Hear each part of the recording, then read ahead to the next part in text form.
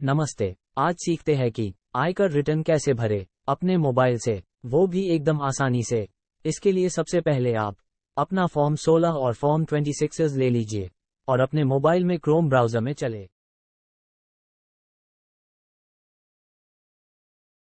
Chrome browser में जाकर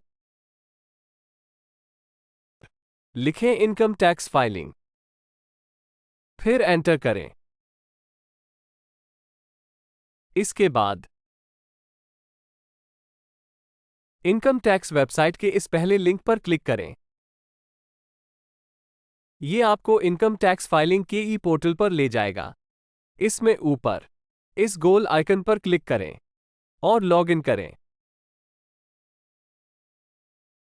login के लिए आप अपना पैन नंबर डालेंगे, यही आपका यूज़र आईडी होगा। कंटिन्यू करेंगे, फिर जो आपने रजिस्टर करते समय जो है आपने पासवर्ड बनाया है उसको पासवर्ड डालेंगे। आपका डिटेल खुलेगा और फाइल नाउ ऑप्शन खुलेगा। यदि आप में फाइल नाउ का ऑप्शन ना दिखे तो आप ऊपर इस 3 लाइन पर जाकर ई फाइल में, इनकम टैक्स रिटर्न में, फाइल इनकम टैक्स रिटर्न में जाकर अगले ऑप्शन पर पहुंच सकते हैं। असेसमेंट ईयर करंट ईयर ही लेंगे। ऑनलाइन या ऑफलाइन तो ऑनलाइन ही सेलेक्ट करेंगे। फिर कंटिन्यू पे बढ़ेंगे आगे। अगर आप पहले से ही भर रहे हैं तो रिज्यूम फाइलिंग कर सकते हैं या स्टार्ट नाउ पे करें। यहां आपको इंडिविजुअल सेलेक्ट करके कंटिन्यू करना है। इसके बाद आईटीआर फॉर्म सेलेक्ट करना है। बैंक इंटरेस्ट रिफंड और सैलरी पसंद के लिए आईटीआर 1 सेलेक्ट करें। तो आप प्रोसीड विद ITR 1 करेंगे। ये ऐसे ऑप्शन आएगा 1 2 3 करके। लेट्स गेट स्टार्टेड पर क्लिक करें। तो ये देखिए कई प्रकार के ऑप्शन आ रहे हैं जिसमें से आप taxable income is more than basic exemptions limit यानी 2.5 लाख से अधिक है तो पहला ऑप्शन चुनेंगे। यदि केवल बैंक इंटरेस्ट के रिफंड के लिए भर रहे हैं और कुल आय 2.5 लाख से कम है तो अदर चुनें। और इस प्रकार से खुलेगा।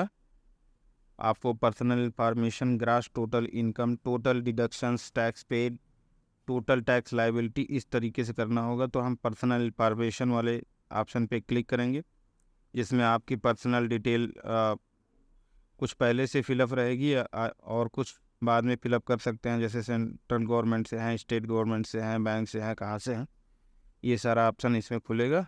आपको भरना होगा किस ऑर्गेनाइजेशन से आते हैं, आप उसको भर दीजिए।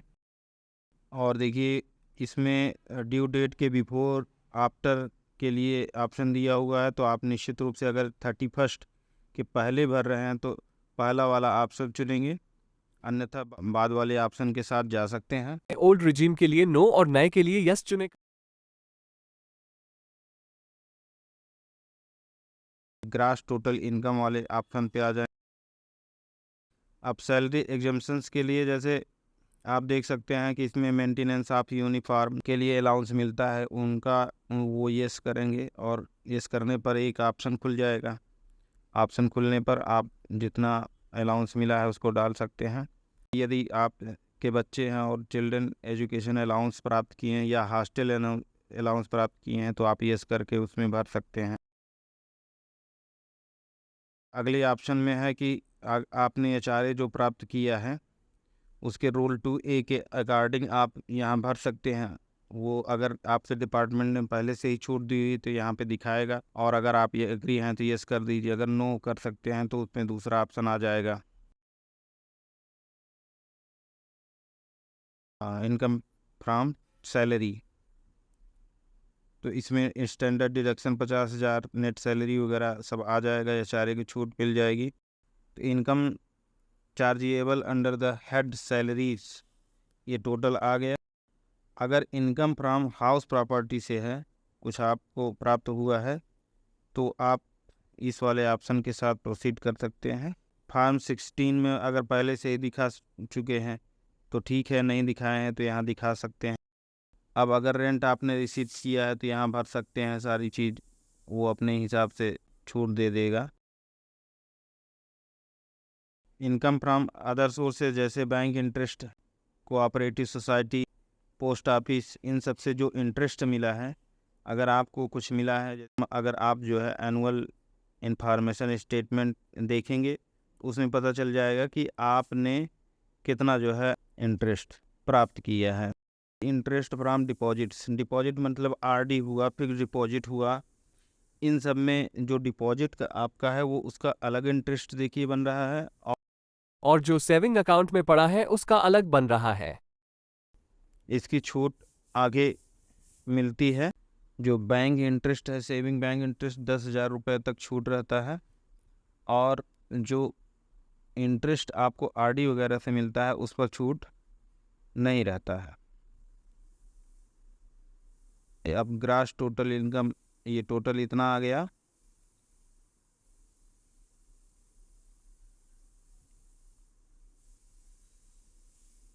अब आते हैं टोटल डिडक्शंस पे।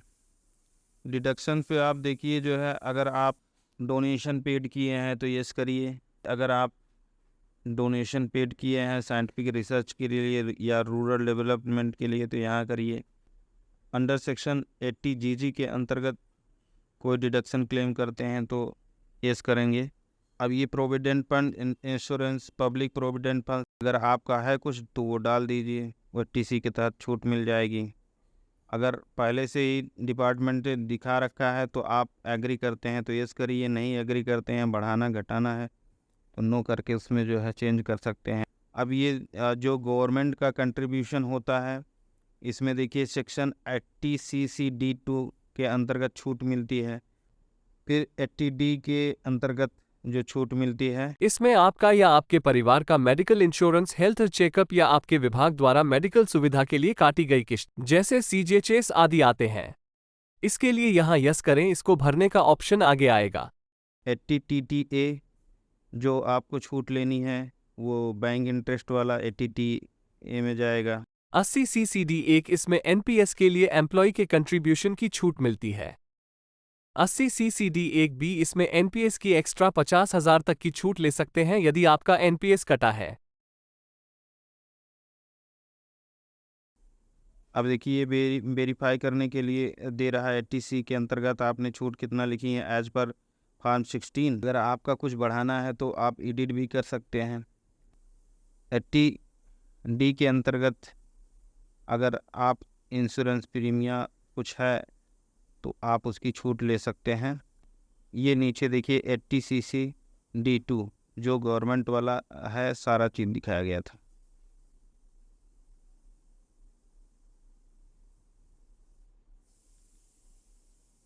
सेल्फ और फैमिली के लिए जो यदि आप कोई हेल्थ चेकअप कराए हैं या इंश्योरेंस है तो यहाँ पर दिखाया जा सकता है और उसका छूट लिया जा सकता है।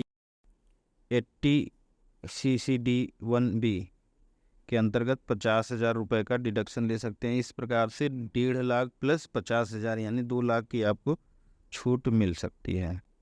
और ये इंटरेस्ट ऑन सेविंग बैंक 1,000 भरने पर देखिए वार्निंग दे रहा है कि deduction under section 80 TTA is more than deduction, details provided by the employer please reverify. तो अगर ये ऐसा कुछ आता है तो कोई दिक्कत की बात नहीं है। आप अपनी AIS बैंक के जो स्टेटमेंट उन्होंने इंटरेस्ट स्टेटमेंट दिया है उससे आप देख सकते हैं कि बैंक ने कितना हमको इंटरेस्ट दिया है, तो यहाँ भर सकते हैं, कोई दिक्कत की बात नहीं है। वो एम्प्लॉयर में कम भी दिखाएगा और ऐड कर देते हैं।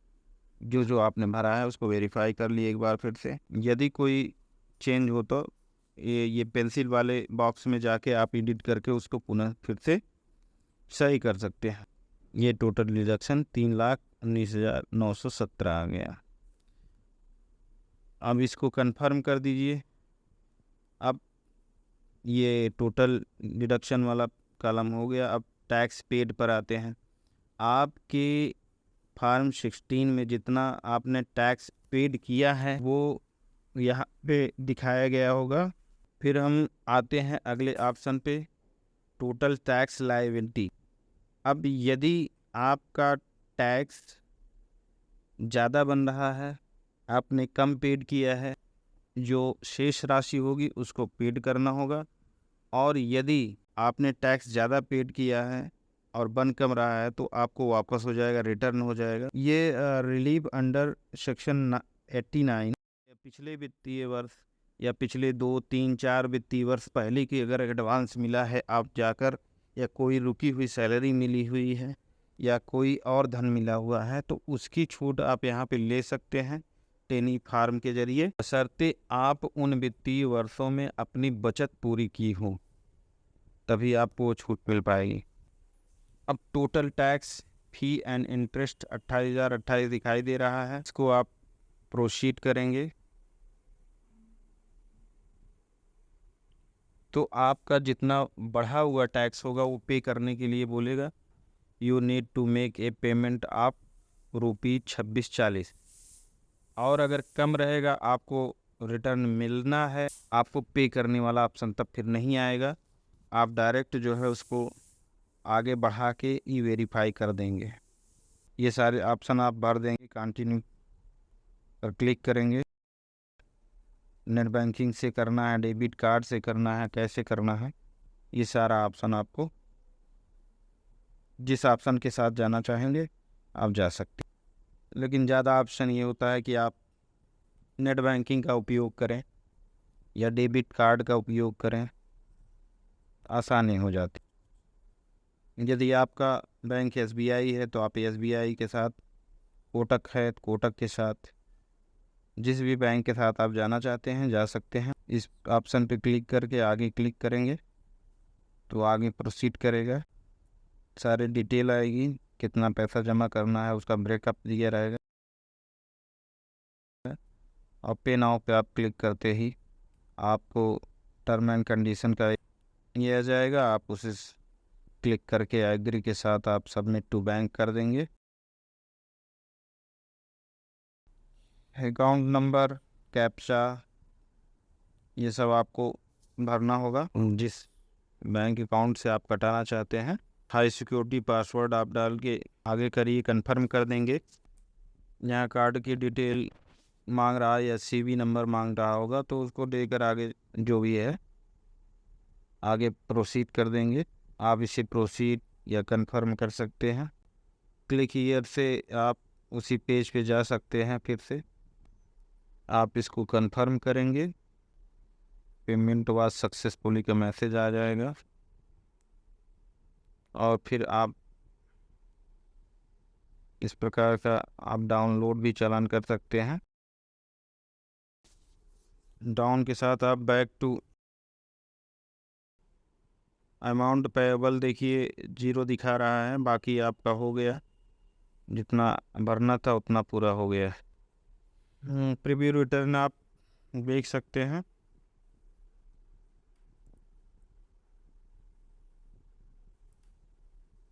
मैं सारा डिटेल फिर से एक बार देख सकते हैं। वैलिडेशन के लिए प्रोसीड कर दीजिए। अब यहाँ पे देखिए वैलिडेशन कंप्लीटेड, 3 एरर्स फाउंड, जो एरर्स दिखा रहा है उसको आप करेक्ट कर के आगे बढ़ा सकते हैं। Are you sure? यस। जो भी हटाना चाहते हैं उसमें देखिए क्या दिक्कत है उसको आप हटा सकते हैं, और नहीं कोई दिक्कत है तो आगे बढ़ जाइए। सेव कर दीजिए। यहाँ पर अगर आपको कुछ नहीं दिखाता है तो फिर आप डायरेक्ट बढ़ जाएंगे, आपको कहीं चेंज करने की ज़रूरत नहीं पड़ेगी।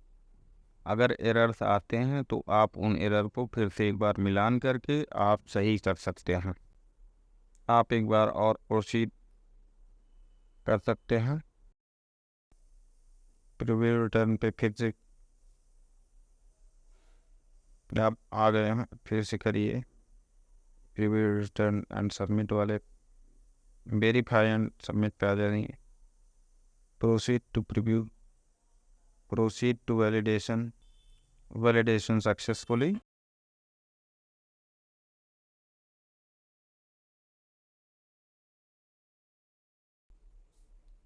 ई वेरीफाई कर दीजिए आधार नंबर से, जिस आप उससे करेंगे एक OTP आएगा, आधार का OTP, आप एग्री करिए, जनरेट OTP करिए, और OTP नंबर में डालिए जो भी आपके मोबाइल पर आया हो, और इसे जैसे ही वैलिडेट करेंगे और सबमिट करेंगे। ये देखिए, you have successfully filed and verified your return, filed successfully, और इसी के साथ आप लॉग आउट हो सकते हैं।